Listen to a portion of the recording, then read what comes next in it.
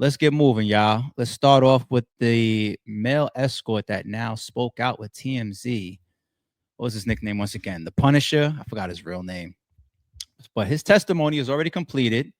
He said a lot in regards to how he first met Cassie and Diddy. You know, he pulled up on them at the Trump Tower, took that $800 deposit, and then at the back end, they gave him 12 grand.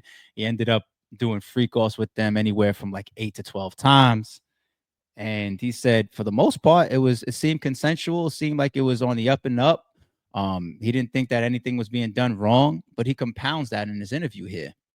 So let's take a look and see what he's saying. I listened to your testimony, and I'm trying to figure out, where is the crime that they're prosecuting Diddy for? And I'm wondering, when you had your discussions with prosecutors before they called you, did they explain where they were going? Because I was confused about that when you walked off the stand. Honestly, that was my personal experience too, being confused. I remember when investigators first approached me in March of 2024. This was before any charges, allegations. I basically told them, "Hey guys, I have nothing for you. I didn't see any violence. I didn't get any cues to her being in distress, and any cues or anything that I mentioned, which I did say there was some wincing and some sighing and stuff. That was in hindsight. If there was never any allegations, I would have never even perceived it as being an issue to even point out. So I'm just as confused as you. I still, to this day, I'm like, I don't know why I testified. I always believed my testimony, if it was any benefit, might have benefited the defense. Your initial phone call, you said, look, I don't have anything, but clearly they pressed forward. I'm sure you had several meetings, but there was never anything where they said, look, we're going to call you because we think this will connect to something else. Did they ever try to connect the dots for you? Because obviously you told them you were confused right off the bat. Yeah, I think what the problem was I kept getting passed from investigator to another investigator to ultimately when I was with the attorneys prosecuting. And so obviously they relay notes, but I don't think it was communicated aware, and it was never communicated to me what direction they were going, what from my testimony was valuable that they thought helped the case. Because me and my own evaluation, I just really didn't understand. I read your testimony, and you're talking about Cassie paying you and Cassie dressing up and kind of prompting you. I kind of had the same feeling you did, which was that's what the defense is arguing, that this was kind of a consensual sexual liaison. And even if Diddy, and I know you did say at points that Diddy did make some payments, that she would make the initial, I guess, down payment, and then he would pay more when the encounter was over. But you weren't, to be clear, you were never transported, as the indictment has said, you weren't transported across state lines. This was all in New York, and you live in New York, correct? right? Exactly. At the time, I lived in Harlem, and all of the encounters happened in New York Hotel. So again, like when this stuff started, I was like, look, there's no way I can associate with trafficking. I'm all in the same state. I thought maybe prosecutors told you something beforehand, because I was so confused when you got off the stand. I didn't realize you shared the confusion. The only thing I can assume, and this is an assumption because we didn't have the conversation, was I think they wanted to make more significance with the wincing and the sighing and the frustration. But even if I'm being honest, if in the moment I did not associate that stuff with her being in distress to doing anything against her will. And even in hindsight, I understand the allegations, but I would be misrepresenting the situation if I said the situations I was in would translate it. Even in hindsight, I cannot say, oh, those sounds or those wincings or those sighs were her in distress, because it just did not appear to be that way. I listened to your testimony, and I'm trying to figure out. Wincing and sighs is part of sex. Like, what the fuck? like what are we doing here? So let's drop this off for a second.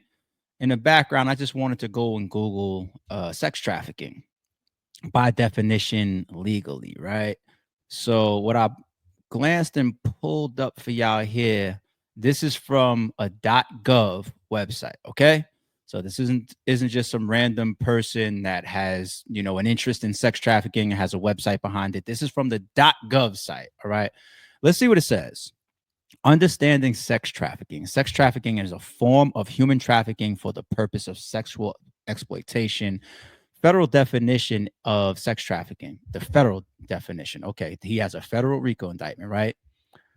In 2000, the passage of the Trafficking Victims Protection Act, TVPA, made human trafficking a federal crime and defined sex trafficking as the recruitment, harboring, transportation, provision, or obtaining of a person for the purposes of a commercial sex act in which the commercial sex act is induced by force, fraud, or coercion, or in which the person induced is under 18.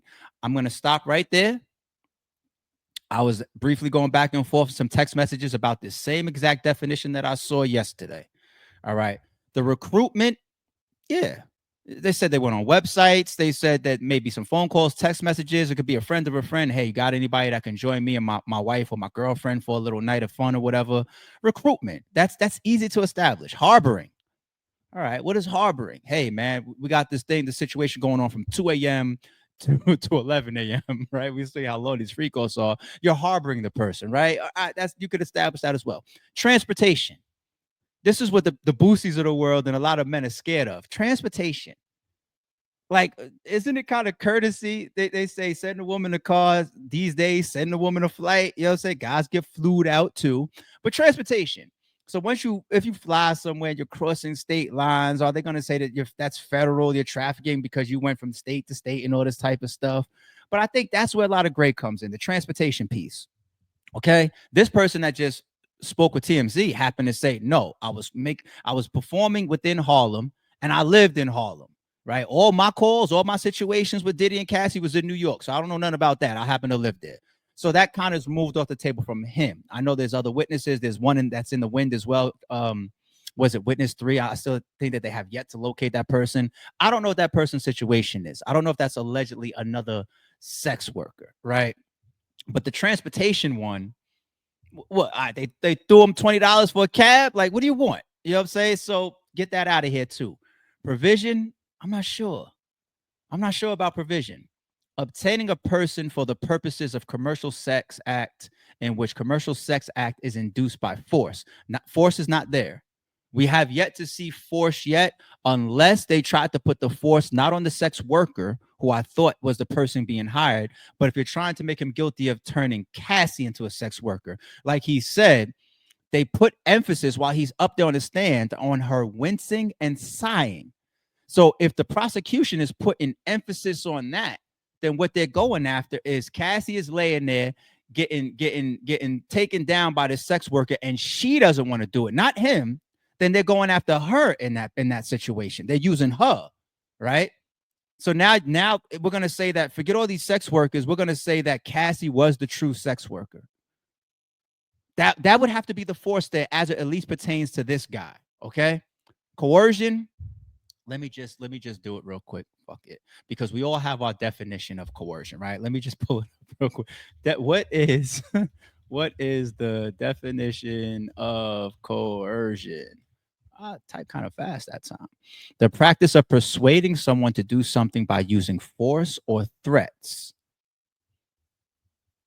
This guy definitely didn't have no force or no threats. He walks up to the Trump Hotel. He gets his $800 deposit. He leaves with his $12,000 back end, and he writes a book about it. They're starting to bring the clips from his book saying, like, look, Pete, this is where he was talking about Cassie and Diddy. I was thinking the book that I see going around, that article says Diddy and Cassie's name in it, but it's outlining what he's saying, husband and wife, which is how they presented themselves to him when Cassie first opened the door to Wig, saying, my husband's in the back. And then he walks out the Astro Glide, right? And then directs the whole scene. So force, not him. It would have to be her for coercion. Something by using force or threats. Now the threats, yeah, there's threats on the table as it pertains to testimony we've already heard back and forth between Diddy and Cassie. Cassie, I think, also testified of how she assumed that she would have ramifications for not doing what Diddy said. So once again, when we bundle some of this up, especially being that, who are the star witnesses so far? Cassie, of course, is your main star witness, but I think it was also impactful to have Cassie's best friend up there, but because she spoke about violence. She spoke about the Jamaica situation of Cassie getting dragged and getting a head hit. She spoke about herself getting hit in the head and having a concussion, getting hit in the head with a hammer. Her testimony was I think one of the standouts, right?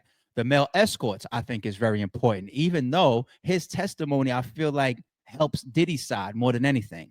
Then who else? The assistant, I'm not all right. The violence one where he says, like, yo, we pulled up on a burger spot for Suge Knight with guns and all that type of stuff. Dawn's was, everybody that came out of court says that the defense shredded Dawn.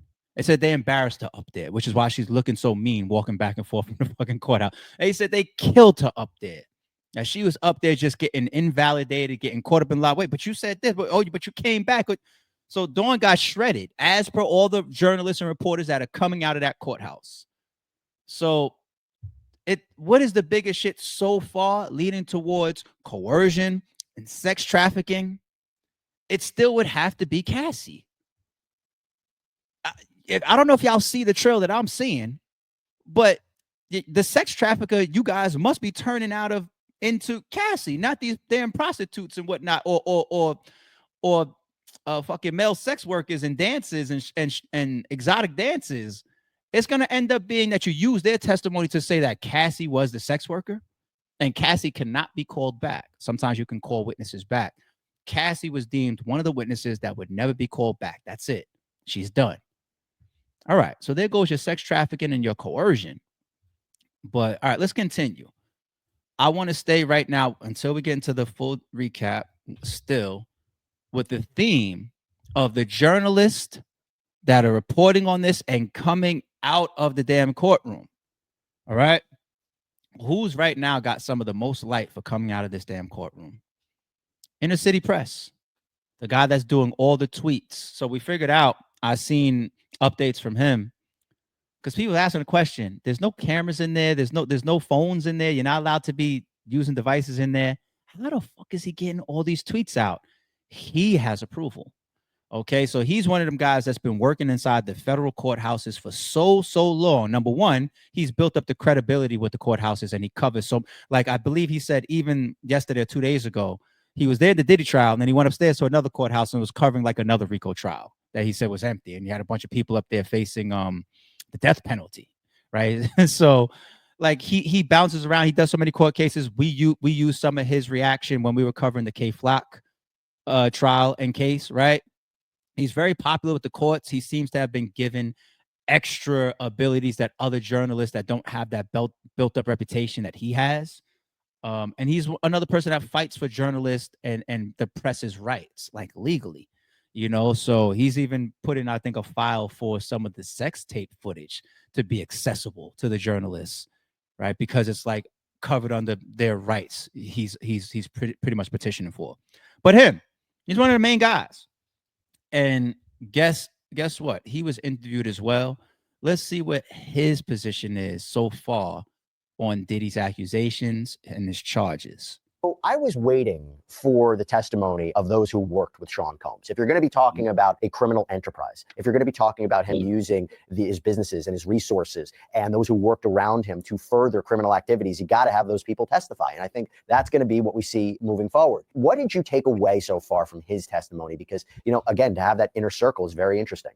Again, I think, you know, we're doing this Tuesday morning, so he hasn't finished yet on direct. I think here the prosecution kind of blew it. Like, they had a certain amount of time. I mean, who knows? Maybe they can fix it today. But being a bad boss is not enough. Working 20 hours a day and being a megalomaniac is not a crime. I mean, I wouldn't want to work there, but I think that they forced labor, right? They tried to. I know that's all. Yeah, I mean, I don't know if you follow the Larry Ray trial. It was a sex cult dad in Sarah Lawrence College. He literally made people forcibly go down and dig holes on a farm in North Carolina and put like tinfoil tourniquets around their sexual organs. This was forced labor. The idea of a guy that wanted to work in fashion being willing to work 20 hours a day, that's just called New York, or a certain kind of New York. In the Harvey Weinstein retrial, there was a guy that testified as his personal assistant saying he had 3 phones. Yo, that guy that was up there crying, his assistant that said that his hours was from 8 a.m. to 4 a.m. Remember, when I covered it, I said, damn, what kind of hours are those? You get a 4-hour sleep or personal time window?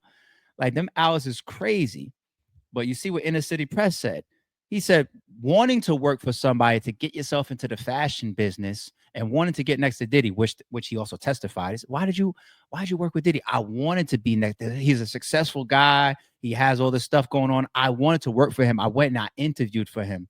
He said, working a 20-hour day, that's not called forced labor. That's called New York City. People from New York, and I'm not trying to say that there's not other cities that's like this, but they call it the city that never sleeps for a reason. You got people on a grind in New York around the clock. Shit, some of y'all weep, man, out in New York don't sleep. Fuck is we talking about?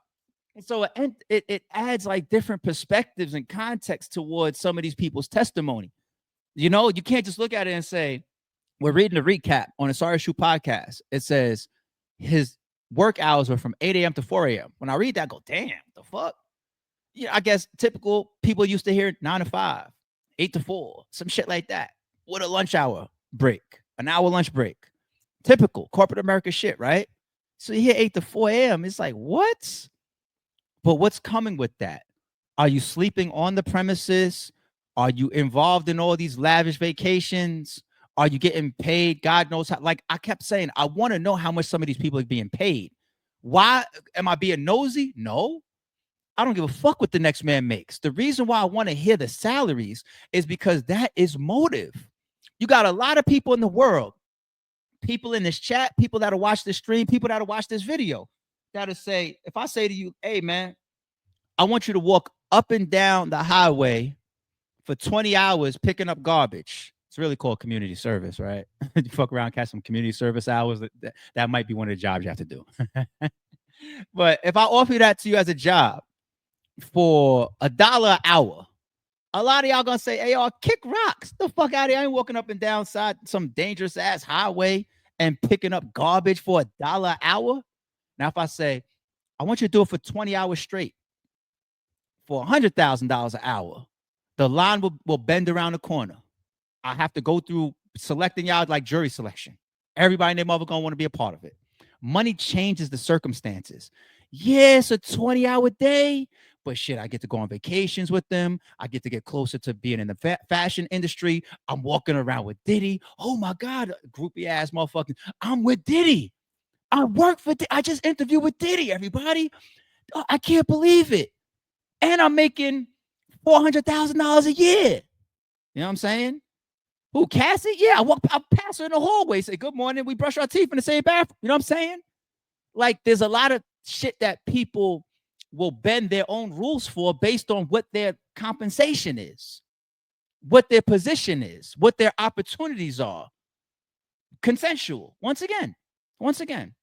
So that's why I want to know what this guy made. And continue to go in on him. The vibe is that this is not forced labor. It's fucking New York, people. It's New York. And it's being around Diddy. Phones and 2 Blackberries, and would drive around with Harvey, basically handing in phones and him saying, you know, screw you, or 500 million, you know. And so I think that they need to get this guy. It didn't have the flavor to me, at least yesterday, of this is a criminal enterprise. It felt like this is a kind of like megalomaniacal. I don't know what rap stars with their own record label, what the continuum of behavior is, but I feel like they were setting. That's the problem with these breaks from the trial days. If I was a juror at the end of yesterday, I would have gone home and said like, okay, he's or whatever, but they might have wanted to start with a bang. Like with Cassie, they start with a bang. It's like, here's the video of the hotel. You know, again, I can't do it for them. I'm sure that they're building up, and they have other people. They have a chef coming on that's going to be this Jordan Atkinson. I mean, they have a bunch of people. So I think to make it really racketeering, it feels to me like they're going to want to have the security guys. They're going to have guys that like had guns, that they alluded to them like grabbing the guns and going to find Suge Knight. Like that's good. That's having recently covered the trial of a local drill rapper called K-Flock. That's, you know, they focus very much on like the guys getting together in an apartment in the Bronx, grabbing the guns, you know, shooting, going 20 blocks away and shooting at people. With Combs, nobody knows what he did with Suge Knight. There's a burned car. But I think they should give me more of that, less Blackberry, more gunplay, or more, you know, something. No, I hear you. I hear it, because they basically have to convince the jury, persuade this jury that he is this leader of a criminal enterprise that was engaged in a pattern of criminal activity, including the leader of a criminal enterprise. Yeah. So I guess they're going to use the time when they say they bumped into Suge Knight and they went back to the burger spot that the assistant just testified about. Here's the thing. It's human nature. It's your own mental processing of these situations that you're hearing from that courthouse. There's so much that we have heard so far. If you want to rationalize in your mind, this is RICO shit going on. This is a criminal enterprise. This is coercion. This is forced labor. This is sex trafficking. There's enough stuff to make you feel comfortable to make that conclusion. But then there's also a ton of stuff on the other side to say, this don't seem like y'all are in the right court. Maybe I need to be in state. Maybe I need to be going after domestic disputes. You know, we continue to hear the narrative like nobody cares about this man's sexual life. Like that's what he's up there and we're hearing mostly about him being a fucking freak, which is his right. Right. So still 8-week trial. I want to be the person to stand on my own words and say, be patient. There's got to be other things that are building up. By the time we get to the halfway point, if we still feel the way that we feel right now, and then they convict them, we're going to be like, wow. Because here's the thing. I said a million times, I think, in my personal opinion, I think Diddy's a piece of shit. I don't like him as a man. I don't fuck with him as a man. I would never want to be around him. I would never want to work for him. I would never want to shake his hand. I would never want to meet him. Nothing. I don't fuck with him as a man and as a person. That does not mean that I can't step outside my personal misalignment with somebody and say guilty, not guilty. That's my humane side. That's what I'm supposed to be. That's my responsibility as a human being. Why? Because what if I'm in those shoes? I hate the way ARP ran RBE. Then I catch some charge where I'm actually innocent. And you find yourself convicting me because you hate me for some other shit. You can't convict me.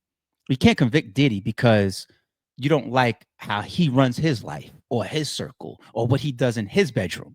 I don't fuck with the man, but I got to stay fair. I don't know so far. All right.